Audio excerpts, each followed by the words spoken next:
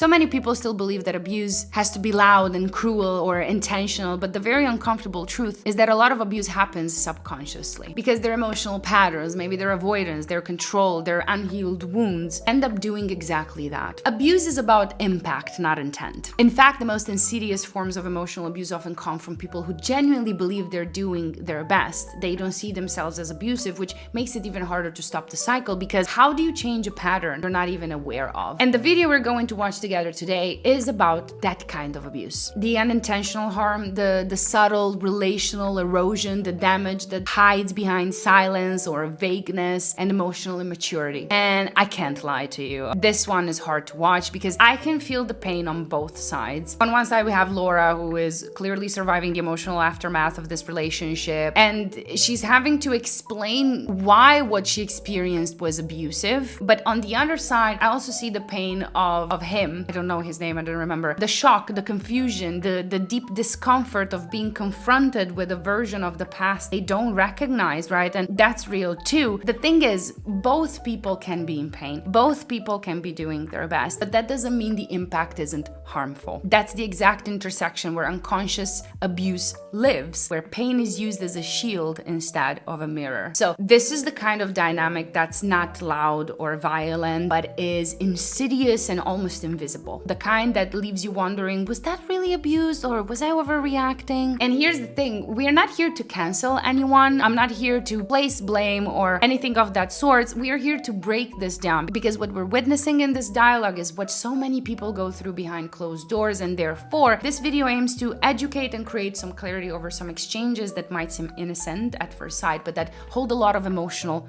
weight. So just because there's no yelling, no slamming doors, no bruises, doesn't mean it's not abuse. So in this deep dive, I'm going to walk you through the conversation chapter by chapter, using frameworks from cognitive behavioral therapy, internal family system therapy, Gestalt therapy, ACT therapy, and Jungian psychology. And I invite you to see this video as a map of what happens when someone keeps prioritizing their own comfort over their partner's safety and still wants to say, but I didn't mean to. So let's watch together, shall we? I got a message yesterday saying, were you abusive in your marriage? I was like, what? And this person was like, yeah, well, Laura said so on the video. And I didn't even watch it, to be honest, but... Okay. Well, I said that I think I was talking about the episode that we released around your relapse. Right. And there's so much caution in her said, voice. Thank you for all the comments. And in the way it that was she very chooses her words. Validating having so many women with similar stories, Right. comments. And yeah, I think at that point I had said something like something around being in an abusive relationship. Right, that's what she Yeah, but I can't remember like the sentence exactly. But like That's okay. That's shocking to hear, because I get it. yeah. in what way? Well, She wants to I understand, would and that's say good, you that see.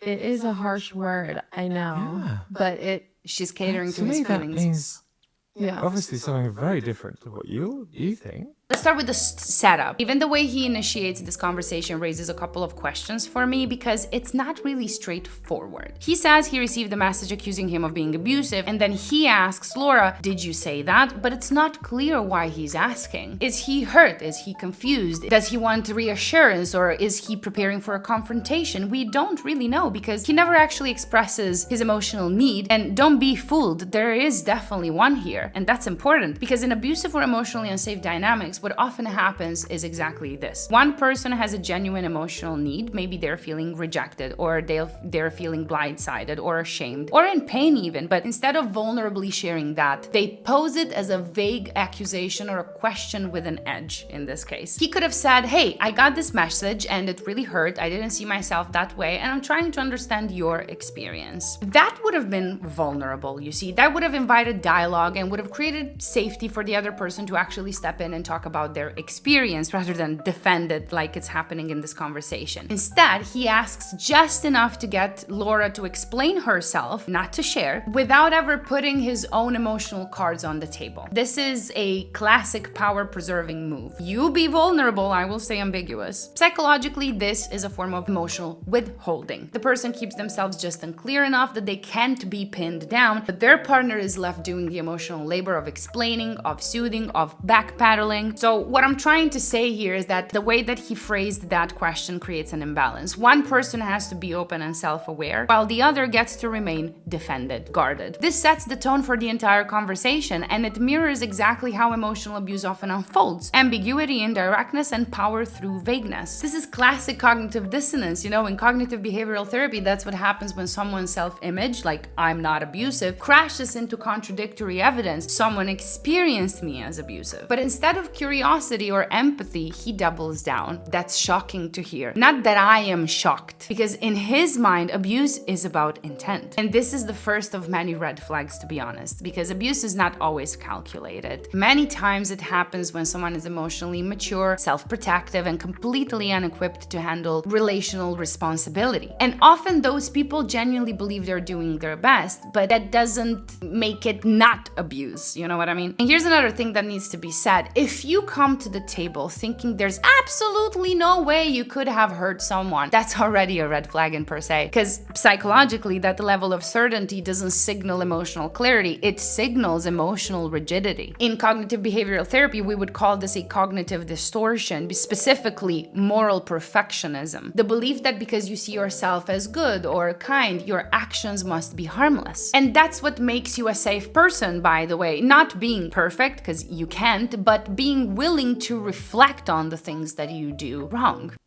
Well, like there's like narcissistic abuse. Right, what's that?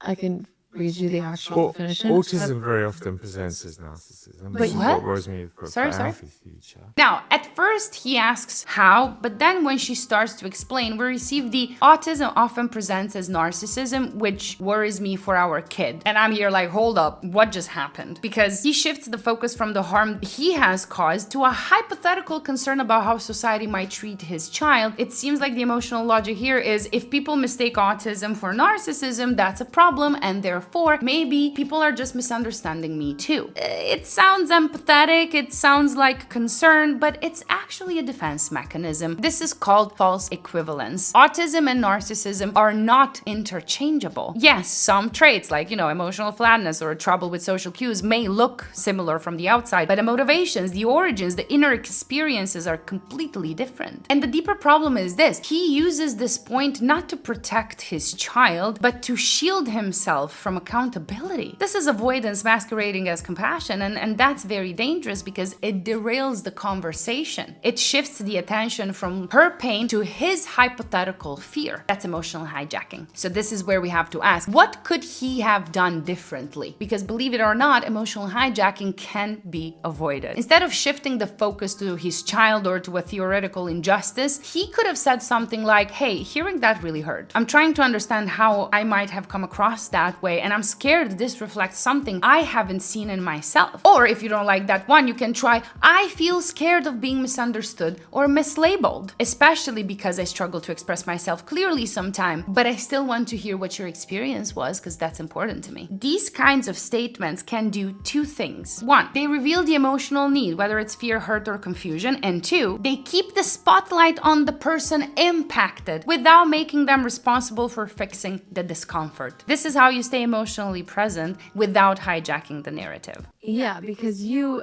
actually came out saying that you believe you were a narcissist. Yeah, I believe I've got traits, definitely, for sure. Okay, Yeah, well, and that's fine. I mean, yeah. This is where we need to pause because it touches on a huge misconception floating around social media everywhere. You've probably heard it too. If you think you're a narcissist, you're not one. But that's not entirely true.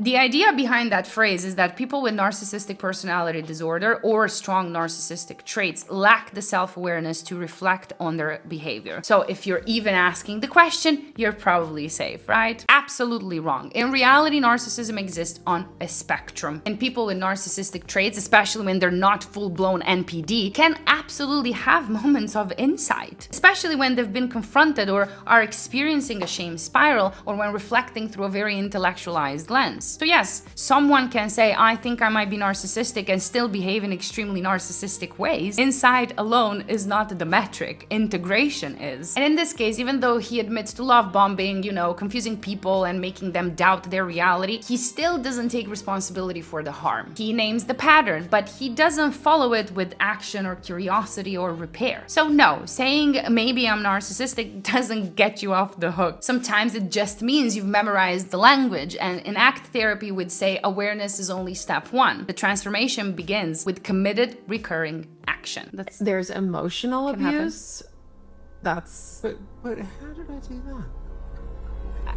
Okay. What's nuts to you? Let's see. The fact that you feel like emotional abuse happened. That's a very interesting phrasing. Well, yeah, I would say That's just so what do you crazy call to me. it? This is subtle, but is incredibly important. On the surface, it might sound like a question coming from shock or a genuine desire to understand. But then he says that is not the fact that you feel like emotional abuse has happened. That wording reveals everything. Not, it's not that I caused emotional abuse. Not, I'm devastated that you felt abused. This is covert invalidation dressed up as curiosity. Just FYI, it's not a real question. If you were wondering, it's a setup. Regardless if he wanted this or not, right? Majority of these behaviors are all subconscious. Here's the real giveaway. If he was actually devastated by the idea that he was emotionally abusive, we would see action. We'd see a follow-up. Maybe he'd be the one to research all of these terms on the computer instead of her. But hey, I don't know how they manage their videos together, so I'll just leave it at that. Instead, we get questions designed not to understand, but to exhaust, to wear her down, to subtly imply that her answers don't hold water. This is not someone doing the work of unpacking them, okay? This is someone defending their innocence by keeping the terms of guilt vague. In trauma-informed therapy, we call this weaponized confusion. It's when a person poses as bewildered because it delays responsibility. It's not that they're desperate for clarity, quite the opposite. Many times they already made up their minds. It's that clarity would require action. And when your partner tells you they felt emotionally abused, the appropriate response isn't semantic fencing, okay? It's, oh my God, how can I make sure I never do that again? Period. The silent treatment. That's abuse. Yeah, that's emotional abuse. Yeah, So if I have to process something, No, that's not the abuse. same. Well, no, you intentionally would ignore me for sometimes days. because I had to. But it was like a punishing thing. And you wouldn't say, hey, Laura, I need time to process. You just would disappear. No, you wouldn't say that. And that brings us into the silent treatment. We move into the meat of the emotional abuse patterns, because this is also very childish as a reaction.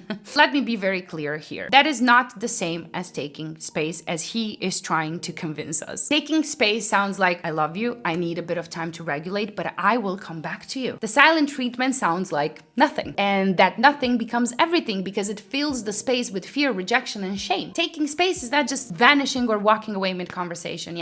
Taking space requires a process, and when done properly, it actually builds trust. So here's what it looks like. 1, you apologize for needing to interrupt or step away. Even if it's not your fault, taking space during conflict is hard on your partner. A simple, I'm so sorry to stop this here, I know that's hard, can go a long way. 2, you express what you're feeling. That means naming the emotion you're trying to regulate. Like, I feel overwhelmed, I'm confused, I'm scared I'll say something I'll regret. Vulnerability here is key because it shows you're not abandoning the conversation, you're taking responsibility for how you show up in it. 3, you set a time frame. Let your partner know how long you need. It can be 3 hours, 3 days, but you need to say, I will come back in this time. Otherwise, your partner is left in emotional limbo. 4, you commit to reinitiating the conversation. It's not your partner's job to chase you, okay? If you needed the break, it's your job to circle back, pick up where you left off, and show that you're still invested in resolving the issue. And 5, you work on your window of tolerance. Taking space should not be a permanent coping strategy. It's a tool for self-regulation,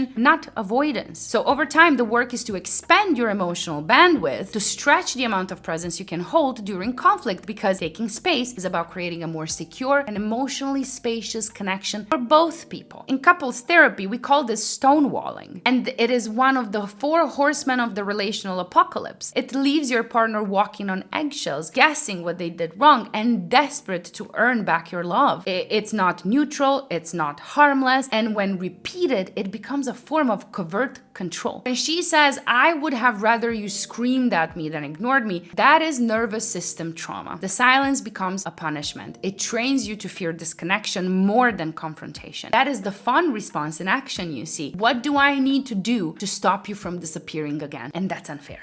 That's just one thing. Name calling, that's another. Yeah, what are the names that they call you? Bitch.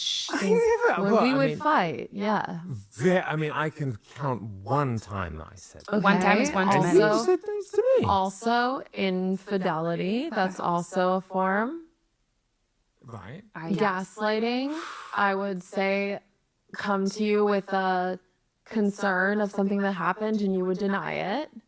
Okay. These are all forms of emotional abuse. Gaslighting, stonewalling. Well, she admit to answered the his infidelity question. one. I won't cop to the, and that was just one. Emotion- That was one time in Doesn't make it better, 2014, man. Like people think it was recent, but taking time to be on your own and not wanting to talk to someone It's just is not the not same. abuse. But that's so different. If you were just like, hey, I need time, but it was never like that. It was just you would shut down and not talk to me or not say like, hey, I need time. Abuse.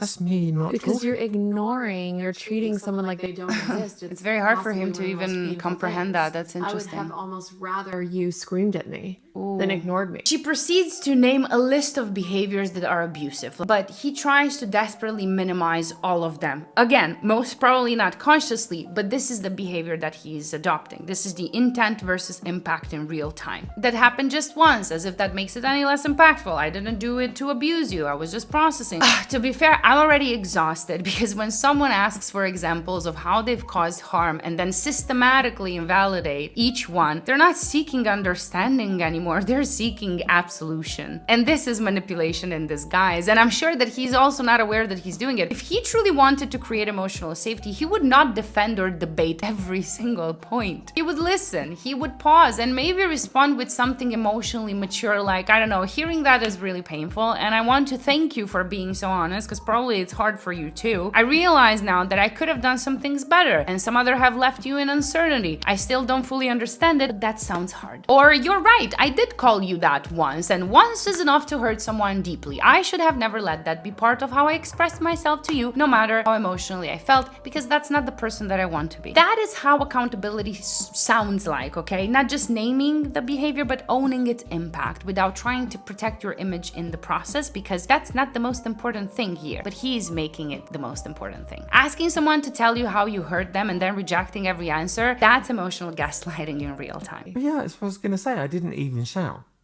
Right. Shouting I doesn't wasn't mean even necessarily shouting. I abuse. definitely It's didn't even rage worse or than anything that. like that. It's even worse than that. So this moment where he says, well, I wasn't even shouting, is very revealing because he's trying to draw this imaginary line where abuse starts. As if volume is the marker of harm, or physical abuse is the marker of harm. But that logic is deeply flawed. Yelling is not the benchmark for abuse. You can scream and be emotionally expressive without being abusive. And you can also whisper and still create an environment of fear, confusion, and invalidation, just so we're clear. What she says, actually the silent treatment was worse than yelling, is incredibly important because silent treatment isn't just a passive act, it's an active form of punishment. It deprives the partner of emotional closure, clarity, connection. It's childish, but more importantly, it's emotionally manipulative. In emotionally mature relationships, space is taken with care, as I said before. There is an entire process. Silent treatment skips all of that and leaves the other person drowning in uncertainty. Now, But to me, it's like it's but this is not about TikTok you. world You of, asked like, of everyone's her a experience. victim and everyone is. Oh, like, interesting. Isn't that like diminishing to someone who literally is being hit or shouted at? There are to different say types that. of abuse. No, that's Oh, just- you didn't talk, so that's this just- is just as bad. That's physical abuse. What's interesting is we live in this TikTok world where everyone's a victim line. That's not great. Not spoken in this moment, because it's gaslighting an entire category of human experience. It's saying unless you've been screamed at or hit, what you went through doesn't count as abuse. That's invalidating logic right there, and it reveals something deeper. He can only recognize abuse in the forms that he finds threatening, and anything that doesn't match that template, he dismisses. That's egocentric empathy, a very narcissistic trait, to be fair. It's the idea that your thresholds should apply to everyone else's reality for some reason. If it wouldn't hurt you, then it shouldn't hurt them. But newsflash, that's not how trauma works, okay? That's not how safety works, and that's not how love works, to be very fair with y'all. Looking at this video, I can see that we are seeing a fragment of the abuse in real time. It's the ongoing distortion of reality to avoid accountability. I ask you to give me behaviors, you give them, and I justify them, and then actually everyone wants to be a victim, and actually if it's not physical or yelling, it doesn't matter. What is even the point of this conversation? I don't get it. That's physical abuse, but there's psychological abuse, there's emotional abuse. So the silent treatment is when a person refuses to communicate with someone because they're angry or I upset. definitely did that, but I did it to not shout. It can sometimes be a form of emotional abuse. The silent treatment may be abusive if one person uses it to control or manipulate the other. For example, a person may use the silent treatment to withhold love or affection until a person does what they want. Yep. Well, I wasn't doing it to get you to do what I wanted, so that. Well, it's there you go, intention it versus wasn't, impact, because you I know. wasn't doing it for that reason. You cannot Well, you were decide certainly for someone else if withholding it's love and abuse or Because I not. was upset, but not to Right. get something. All right, so we get to that wasn't abuse because I wasn't trying to get anything out of it. And I need you guys to hear this loud and clear. I said it before, but I need to say it again. Abuse is not about what you meant to do, it's about what actually happened to the other person. And how do you know what actually happened to the other person? You believe them, you talk to them. The minute you start measuring harm by intention alone, you create a world where the victim always has to prove the abuser meant it. And that's just unrealistic and cruel. In IFS terms, in internal family systems terms, he's operating from a protector part, one that cannot tolerate the idea that he hurt someone. But the exile he's avoiding, the truth that scares him, it's this: I caused pain even if I didn't want to. Until that truth is embraced, there is no healing. And listen, I get it. It's profoundly difficult to look at yourself and realize that you have caused harm, even if you didn't mean to. That is one of the most painful forms of self-confrontation a human being can have. I want to make that very clear and sympathize with him, because it challenges your entire self-concept. It forces you to see yourself not just as the person you intended to be, but as the person you actually were in someone else's story. And I think he knows that subconsciously. That's why he's fighting so hard to preserve his innocence, you see. Because if he admits that his behavior was abusive, even without malice, it forces him to rewrite his own identity. It's almost an existential threat. If I was capable of that, then who even am I? And to be honest, I mean, he's not wrong. That kind of admission does change how you see yourself. It forces an ego restructuring or death. It demands humility, but refusing that transformation because it's uncomfortable is where things become dangerous. When someone chooses to protect their self-image over someone else's reality, that's when they cross the line from unaware to unsafe. Because at that point, they're actively denying the harm that another person is clearly living with. And that's where intent becomes irrelevant after all. He could say something like, I didn't mean to do that, but I see that I did. And I'm going to do the work to make sure I never do it again. At least unintentionally, right? That would be emotionally mature here. But you were causing me pain, and you know what? You did get something. Because then I would do whatever I had to do to make you happy. There we go. So I wouldn't have to experience on that pain you. again. Ouch. Okay, damn. Let's unpack. Ooh, so she says I would do anything to make you happy again so I wouldn't have to feel that pain. This is a window into trauma bond, by the way. It's a survival response. It's what happens when someone is conditioned over time to associate their own emotional safety with the emotional satisfaction of the other person. This is an example of fawn response, the nervous system going into people-pleasing mode to avoid abandonment or punishment. And if it wasn't clear enough, this is not a choice, it's a survival strategy. She's not saying she wanted to make him happy. That's why his response comes off so tone deaf, because he says, that's on you because you chose to do that. Yeah, this right here, this is abusive. It's a textbook example of gaslighting and blame reversal combo. That's not me demanding it. That's you doing it. But it's from your manipulative. own- No, because I'm not making it happen. You are. Ooh, By how? withholding love and affection from me. But I'm that I doing so that because I'm desperately upset. wanted. Okay. I mean, I'm willing So, to go, okay. If someone withholds sex because they're upset, that's also fine. You needed time to process, but you never gave me that, like, hey, Laura, I love you. Are you sure but I I never need said time. I need to. No. So it felt very punishing. It felt like you were using it to get revenge or to exert control or power over me. That's how it felt. Fair. But it's possible that it was just a fully avoidant thing, and you. Because that I was know the it main was thing learned. that Very I much did. avoidant, yeah. Well, that was one. Okay, so emotional abuse includes non-physical behaviors that are meant to control, isolate, or frighten you. This may Never isolate, present. never control. Silent Never treatment is isolate. isolating, Oh yes, isolate. by no. the way. But we'll get to that later. Well, that's the thing. Like, I don't think it was. That's why, like, abusive relationships, it's so tricky because it's so If you aren't in one. That's a bit invalidating, my man. it's so gray because it's not like all the time. Like, we had a lot of amazing times. I thought that he wanted to understand how he I did emotionally feel- abused, but right now it feels like he's trying to just like- invalidate. I mean, it's just- He refuses to acknowledge the role his actions played in shaping her behavior. So instead, he rewrites the narrative so that her self-sacrificing response, which was clearly shaped by emotional pressure and fear, by the way, is reframed as a voluntary, irrational overreaction, as a voluntary choice. This is like saying to someone with PTSD, well, no one told you to flinch. What? It denies cause and effect. It denies trauma conditioning. It makes the abused responsible for their own coping mechanisms? I mean, this is wild. He's speaking entirely from a protector part, a cold defendant state that's disconnected from relational contact. Rather than holding the emotional weight of her confession, he turns it back on her, which ironically proves her point. She was alone in her pain. He didn't take care of her, and she was the only one doing the emotional labor, at least based on this conversation right here. Now, let's clarify something, okay? We don't choose our relational patterns in a vacuum, especially not in an unsafe or emotionally manipulative relationship. The more anxious the attachment system becomes, the more distorted our behaviors can look. But that doesn't make them a choice. It makes them trauma-informed responses to relational stress. We don't have much choice over those. Saying that's on you is the classic abuser script, and it completely ignores the emotional climate that made the behavior feel necessary. Not only that, but his response is also strategic because it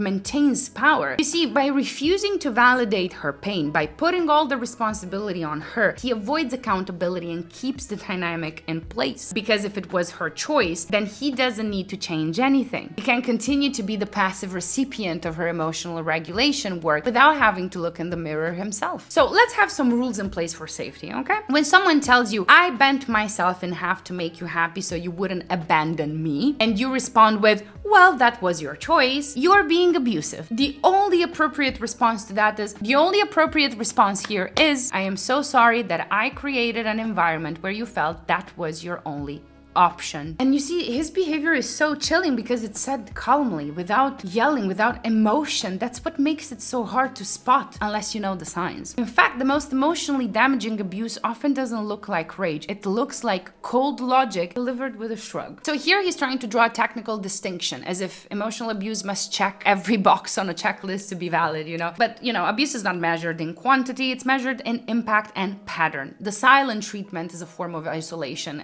for instance. It may not be physical. He didn't lock her in a room or ban her from seeing friends, but he removed emotional access, which is just as damaging. Think of it this way. Emotional connection is the lifeline of a relationship, right? When you stonewall, when you shut down, or when you disappear without explanation or a promise to come back, you create emotional exile. That's psychological isolation, basically. It tells to the other person, you're on your own, I am unreachable, and you don't matter enough to deserve explanation or contact. From a Gestalt psychotherapy perspective, this creates a relational rupture with no repair. From an internal family systems lens, it pushes the partner's inner child into abandonment terror. From an attachment theory angle, it activates insecurity, panic, and anxious reactivity. So no matter what type of therapy you consider, this is deeply abusive in all of them. It's almost as if his subconscious is trying to legally redefine the terms of abuse, as if only certain harder forms count. This is one of the most dangerous kinds of gaslighting, though, because it convinces the victim to start doubting their pain unless it looks like someone else's definition of serious. The truth is, even one abusive behavior, if repeated or weaponized, is enough to make a relationship unsafe. Now, just to be clear, I know he said that he has cheated once and it happened back in 2014. However, if he didn't initiate healing discussions after that and other repairing activities, it could be that the wound never closed, it only got infected. There's such a difference to what I think that an abusive relationship is. Well, is where thank goodness you don't,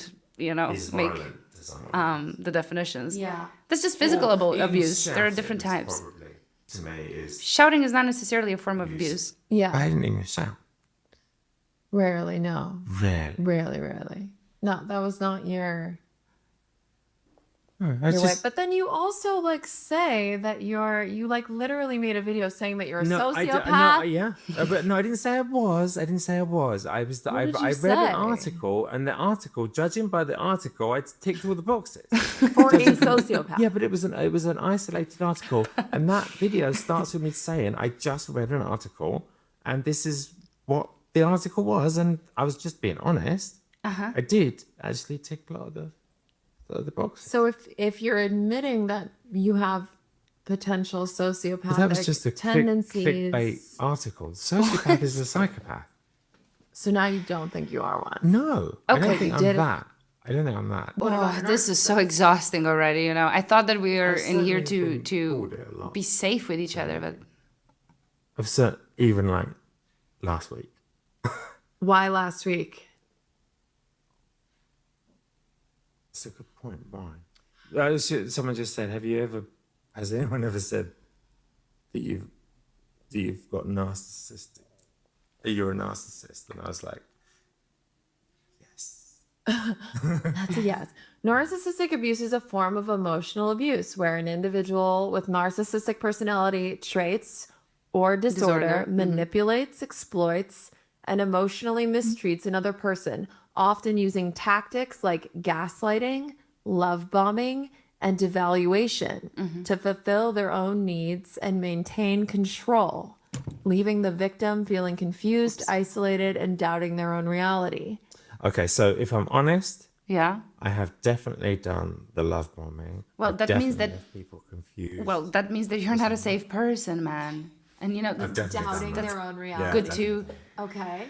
to say out It's loud. considered a type of trauma Yeah. due to sustained psychological manipulation involved.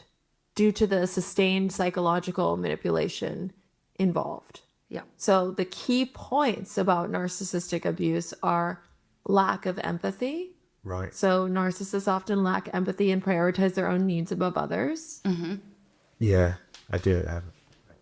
Well, Okay. that right there. Manipulation tactics. They use various they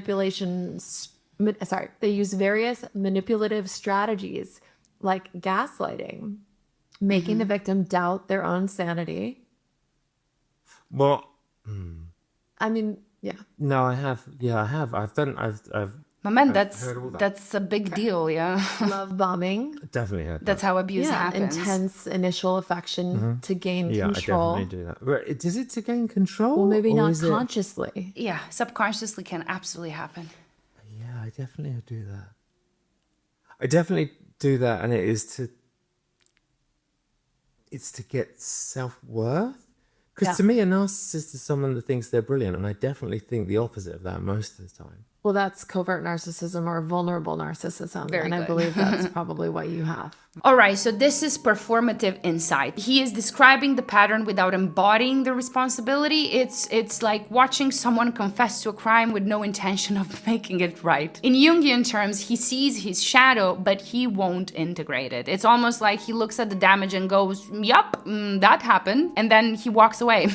So here's the real question this conversation forces us to ask. Can you be a safe partner if you continuously prioritize your needs over your partner's emotional safety? The answer is no. Can you love someone and still cause them harm? Absolutely yes. But if you keep causing harm and keep excusing it with your own pain, your own trauma, your own need for space, then no matter how much love you say you have, it doesn't land. Because love without safety becomes an emotional roulette. Some days will be awesome and some others you think you're dying. And that kind of roller coaster is the abuse, because there's no baseline, no possibility of predicting which day, no possibility of predicting what kind of day you'll have, and sometimes the kindest thing someone like him can do is leave. And it's not because he's evil or because he's a bad guy. It's simply because he's not safe quite yet. So if you're watching this and you recognize yourself in him, this is your invitation to answer this question. If your innocence matters more to you than their healing, then are you really trying to love them? Or are you just trying to stay the hero in your own story? In the end, accountability is not about being the villain, okay? It's about making sure you don't keep playing the same role in someone else's trauma story, because love is not enough. Safety is the floor. But let me know in the comments what are your thoughts, or even answer my question if you feel particularly brave. And if you're on Patreon, I've attached a worksheet to this post meant to help you open the door that, you might be not aware of how your shadow self shows up, but I can tell you for sure that we all have one. Remember, growth hurts, but staying unconscious hurts everyone. Until next time, protect your peace, choose mutuality, and stay golden, guys.